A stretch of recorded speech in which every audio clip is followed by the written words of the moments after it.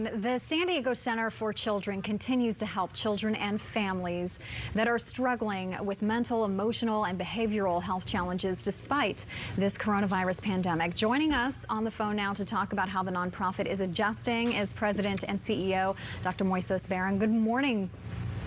Can you hear me okay, Dr. Baron? I can hear you fine. Thank you for joining us this morning.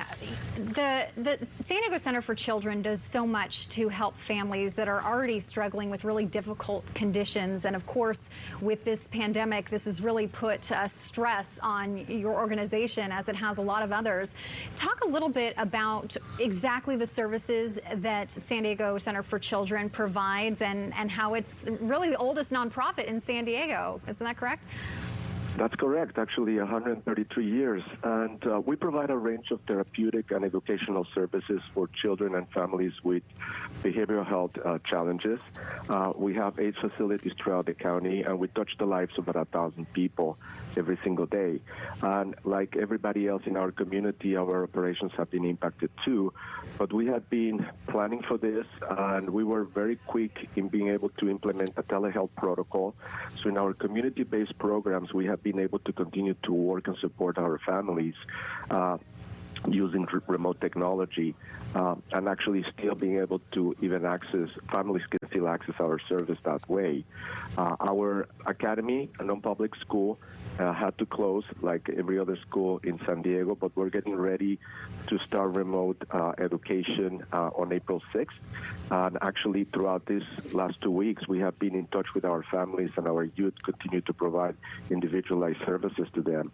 But we also have a residential treatment facility where we have children and youth that experience some of the most challenging behavioral disorders.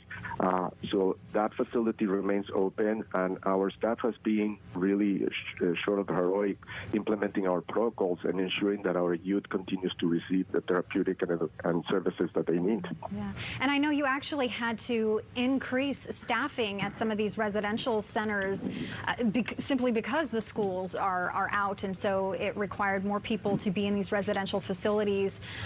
So it's great to be offering jobs, but of course you need the support in order to keep that staffing up and to keep that going, to keep these services for these families.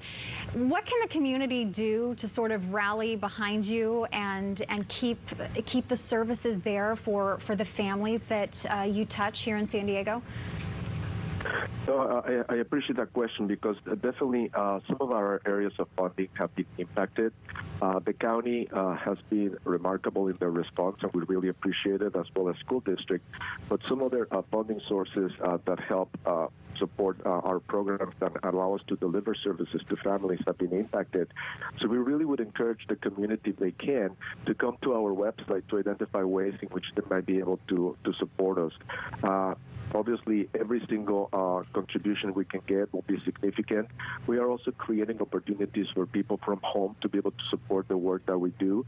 And if they could advocate with their friends and their circle of influence about the work we're trying to do, because this is some of the most vulnerable populations in San Diego. And as you can imagine, they're being impacted in a very, very significant way, like everybody else in our community.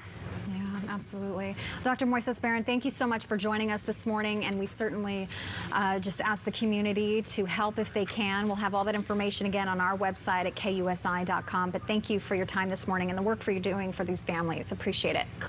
We appreciate it very much. Thank you. Thank you.